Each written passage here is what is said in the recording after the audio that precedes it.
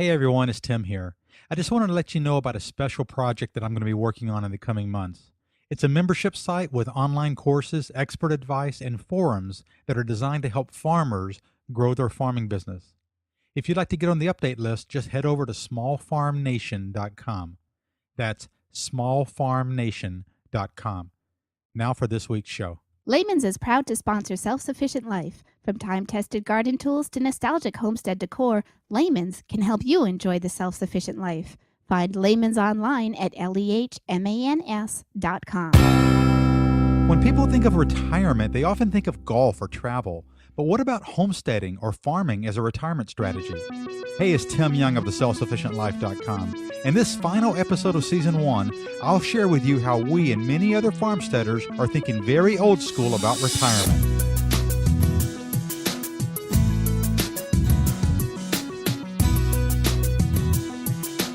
So, several years ago, as we prepared to transition from sprawling urban life to our rural farmstead, Liz and I were filled with excitement about growing our own food and being immersed in nature. Yet, during that period of intense change and learning, we also spent many hours discussing, of all things, retirement. I mean, at the time, the idea of retirement was many years away for us, but in our former lives, we at least understood what the plan was. So we just rarely thought about it. See, the plan back then was simply to keep working until we, were 62 or so, and then let a 401k or pension plan fund the rest of our lives, perhaps with a little help from Social Security. But moving to the farm meant that there may be no pension plan, and for many people, it just means converting a 401k or other savings into hard assets, such as land. And then, just as we were moving to the farm, the Great Recession of 2008 hit.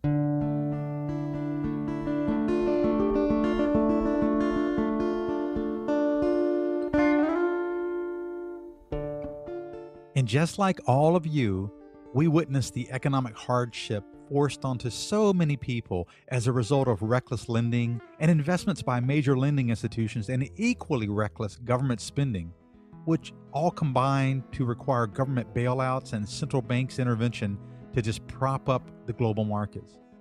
And after that experience, our confidence that pension fund obligations would ever be met began to erode away. So we and many other people began to consider thinking of retirement planning and homesteading in a new way.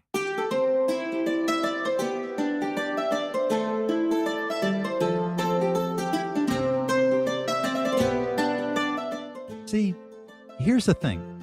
This concept, this whole notion of retirement is a relatively new one. I mean, not so long ago, when we all lived in a more agrarian-based society, few people ever retired. It's just that their daily duties changed over time. As we grew up, we would take over running the farm from our parents until one day we stepped back down to let our kids do the same. But that never meant we stopped working. Perhaps we would take over maintenance of the equipment or something less physically demanding, but something that required our knowledge and experience. Or maybe we would help more inside the home with cooking or childcare. But flat-out retirement to travel or play golf all day was the domain of the ultra-rich. And even then, most tycoons were still wheeling and dealing well into their 60s and beyond. And that was when life expectancies were, barely 60. So even the rich worked until the end. But nowadays, with retirement plans tanking and pension funds bleeding out, we may find ourselves without the ability to retire once again. However, this time, we're not going to have the farm to feed us and the multi-generational home to keep us occupied and sheltered and close to our loved ones. For many, if they're really fortunate, they may be able to find a spot in a retirement home and sell their current homes to pay for it. But what about everybody else?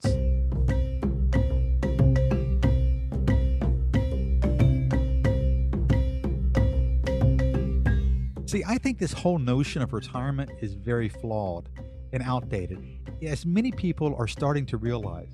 Even the Harvard Business Review wrote a recent article titled, "Why Retirement is a Flawed Concept."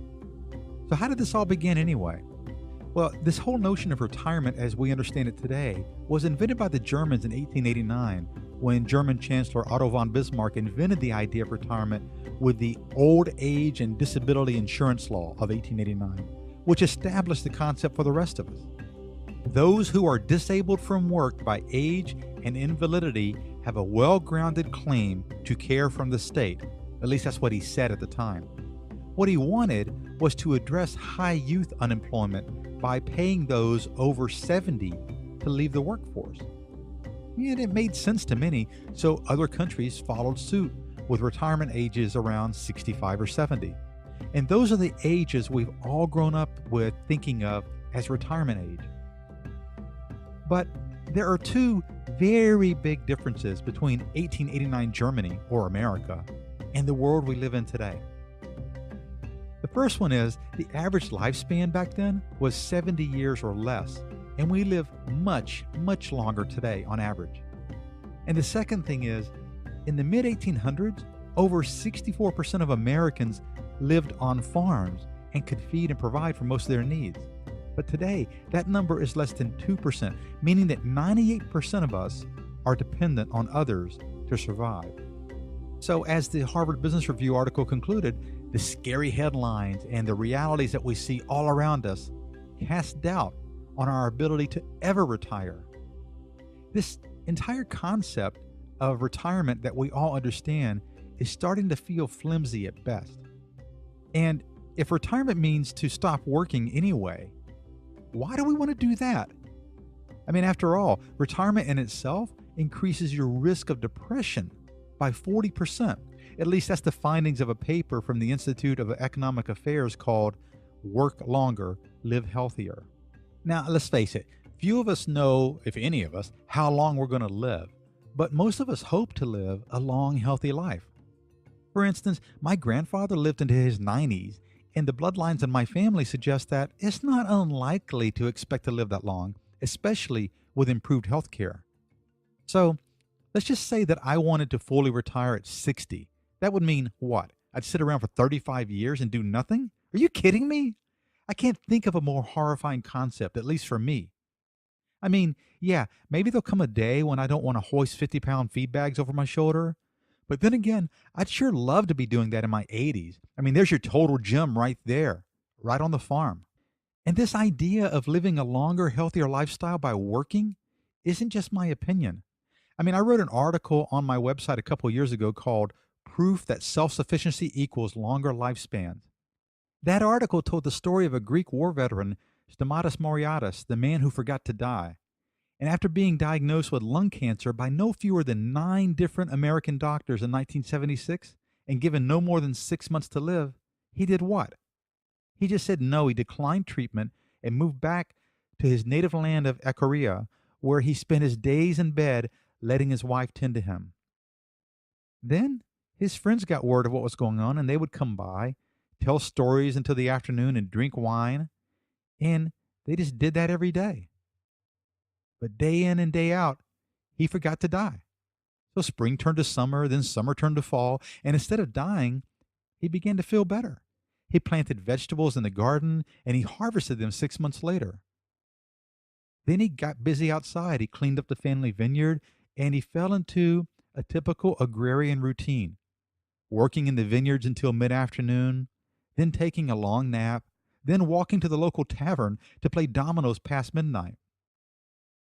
35 years went by, during which Moriatis had built up the vineyard to 400 gallons of wine per year, much of which he drank. So he decided to go back to America. He went back to ask his doctors what happened to his cancer, only to find out that all his doctors were dead.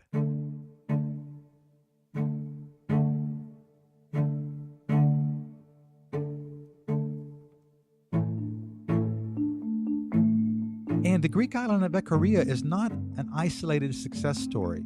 Another can be found on the island of Okinawa in the East China Sea, where, according to the Okinawa Centenarian Study, men and women in Okinawa live an average of 7 years longer than Americans and have one of the longest disability-free life expectancies in the world.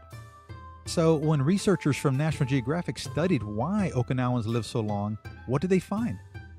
Among other things, what they found was that Okinawans have an outlook on life that is very different from those in the West. You see, while we think of retirement as the golden age of golf greens and cottage docks, guess what they call retirement in Okinawa? They don't. They don't even have a word for it. There's literally nothing in their language to describe the concept of stopping work completely. Instead, one of the healthiest societies in the world has the word Ikigai, which roughly translates to the reason you wake up in the morning. It's the thing that drives you the most.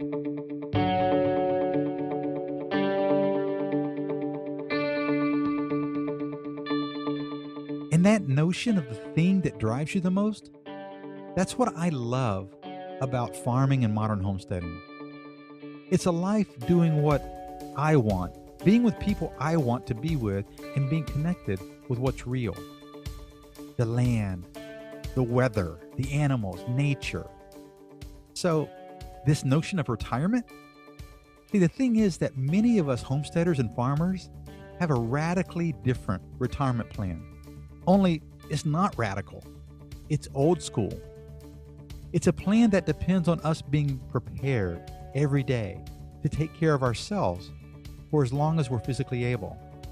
It's a plan that means that we can both retire early and never retire at all.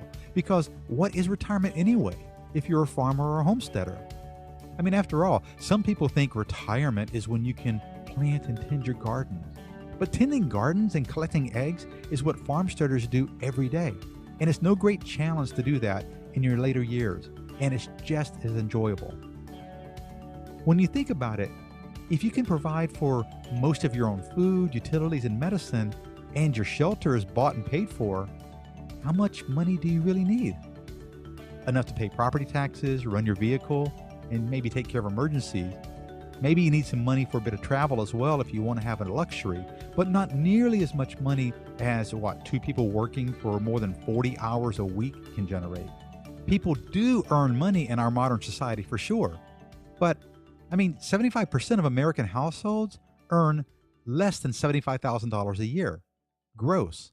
Now that's not so bad, but since everyone lives in the consumption society and has to buy everything they need, they spend everything they make. So it turns out that 69% have less than $1,000 in savings, at least according to a survey of over 7,000 Americans. But back to that $75,000 income before taxes. Now, we know a lot of people are going to have mortgage payments around $1,500 a month, maybe $2,000 a month. Then utilities of at least $400 a month, TV and internet for at least another couple $100, $600 or more for food at least, and that's just if you're buying groceries, not eating out. At least $400 for various insurances. You got to insure the vehicles, you got to insure the house, you got to insure yourself, you got to have life insurance. $200 for gas for vehicles, for commutes, a couple $100 for cell phones. Who knows how much for childcare, clothes, kids' activities? It goes on and on. So just the cost of living in this modern consumption world consumes at least $4,000 or $5,000 a month of your after-tax income, minimum. But we all know it's more than that, and that's why the savings rates are so low. So while some of those expenses, such as child-related expenses, go away when you retire, if you get to retire, many others increase, such as travel and healthcare. So there's this perpetual need to have money, money, money, as if money is the thing that feeds and shelters us. And if you've saved millions where you can live off the income or you've earned a great pension, hey, that's great for you, as long as those assets survive and perform as expected. God or whoever better help you if they don't, because what else do you have? But most people don't have millions put away or a secure pension plan. So what can they do? Well, how about simplifying your life and finding passion in what's real?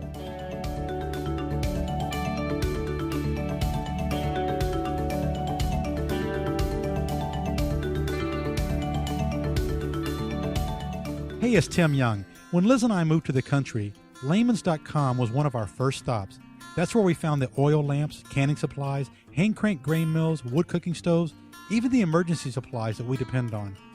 Founded in the 1950s, Lehman's started as a hardware store serving the Amish in Kidron, Ohio. Today, Lehman's specializes in practical, non-electric goods that will help you live that simpler life you're craving.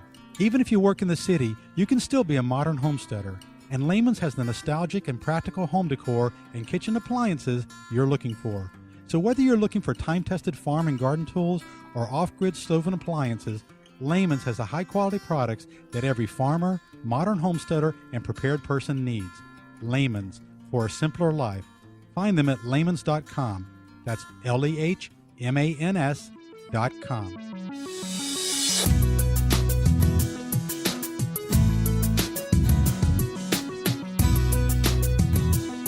Now, of course, Liz and I weren't leading this more simple lifestyle back a dozen years ago when we were living normal lives on a small lot in suburbia, homeowners association and all. And I often found myself worrying about what would happen as we aged, which is why we took purposeful steps anyway to increase our independence and self-reliance.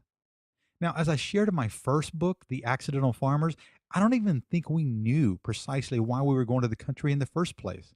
We just knew something wasn't right in the world we were living, and we didn't like our place in that world.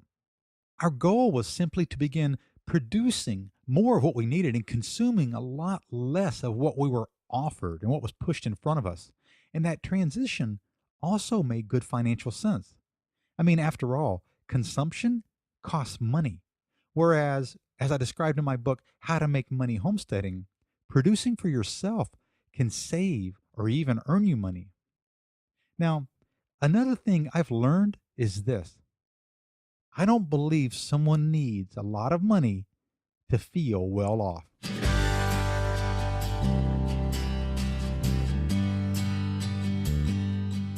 I mean, hey, if they have a lot of money, great, I suppose. Unless there's a severe financial crisis, which a growing number of people expect at some point. In that event, I suppose they're not going to be so well off after all. But on the other hand, if you have a spot of land on which you can raise purely pastured animals like sheep, cows, or goats, you can produce more protein than you will ever need each year, and you can do so at pretty much zero cost if the animals only consume pasture. Now, this is even more true if you have a pond and stock it with fish, as we've done, or have access to hunting ground for deer, rabbit, squirrel, and so on, just like we do. It's all free food for the taking, and unlike annual gardening, the food will replenish itself and require virtually zero maintenance. Now, once you learn to tend a year-round garden, start seeds and saving seeds, you'll have no cost for seeds.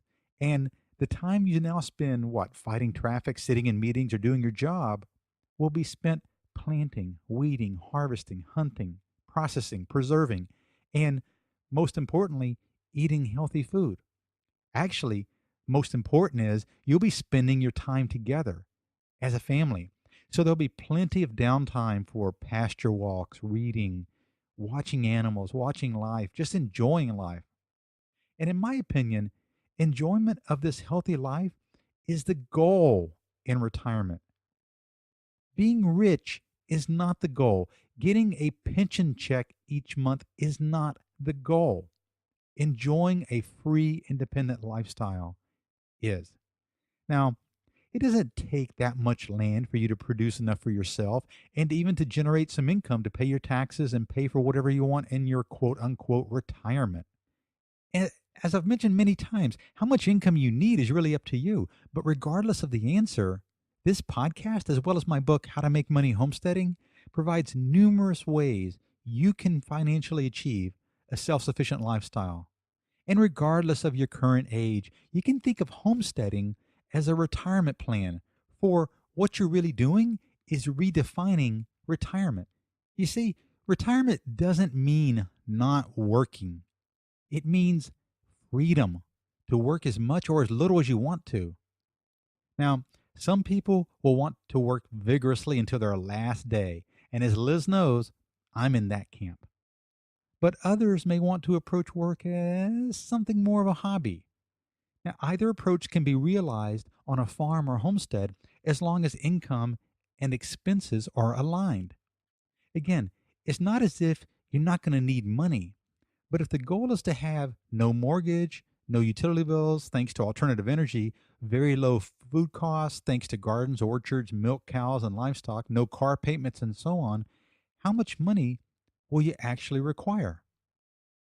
Whatever the answer to that question for you, the homestead, rather than an employer or public pension plan, can be relied upon for income, allowing you to put faith in yourself rather than others. For example, in How to Make Money Homesteading, I described how you could simply start with a breeding group of cows to produce income for, let's say, grass fed beef. If you had the land available but no longer wanted to market the end product in your quote unquote retirement years, you could simply let the herd, I don't know, breed, graze, and grow. Once they reach marketable size, you just simply sell them at the livestock market and earn thousands of dollars per year for doing very little. Add that to other passive income streams that you may have created and that I've described in this podcast and my books, and you can see how funding a peaceful homestead retirement is very doable without the worry of whether pension obligations will be met.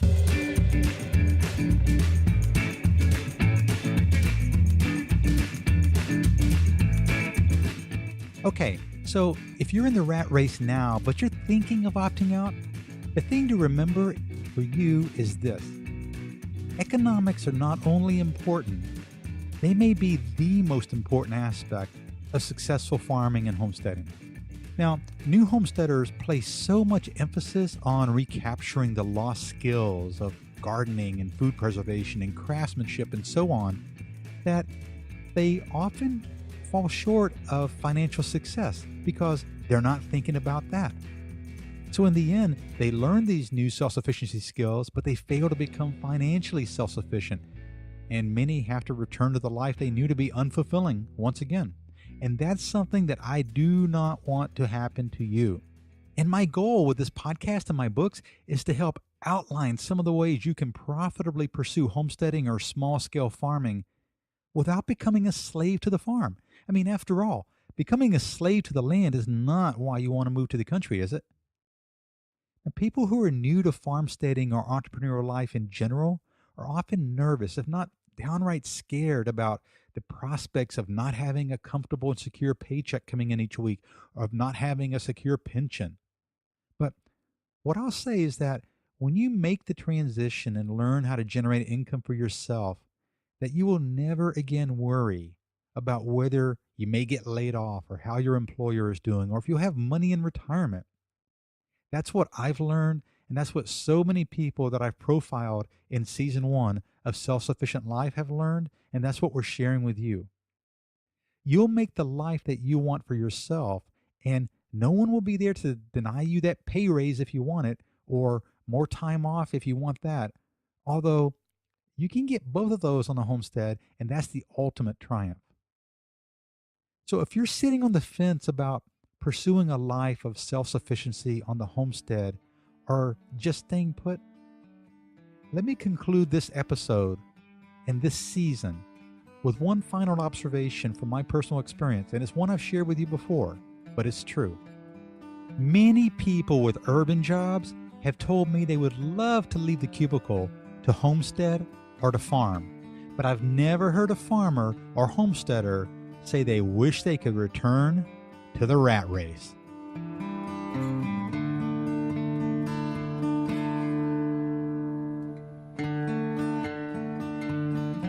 As I mentioned at the outset, this is the final episode of season 1 of Self-Sufficient Life.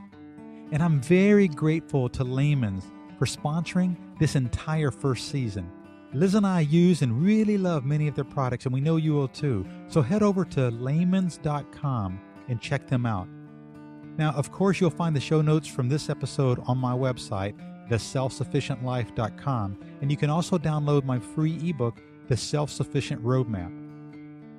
I really hope you've enjoyed this first season, and I'm very grateful that you've shared your time with me. Now, I'll be back in a few months with season 2, which I'll devote to small-scale family farmers. In the meantime, I'm going to be working on a new passion project of mine over at smallfarmnation.com. If you're a family farmer or thinking of becoming one, check it out. So until next season, here's to hoping you find your way out of the rat race today. Alarm wakes me up and I'm right out the door. We're fighting traffic in a car that I'm still paying for. A cup of coffee, $4 gone. They stick me in a cubicle and now I'm somebody's pawn. The concrete jungle's all around me. There's gotta be a better way. I'm sick and tired of staring at a screen all day while strangers teach and watch my children play. I'm sick and tired of stressing over which bills to pay. Not gonna live my life their way. I'm opting out today. Oh, I'm opting out today. They hand me a paycheck so I can pay all I owe. Kids wanna play, but I've always gotta go.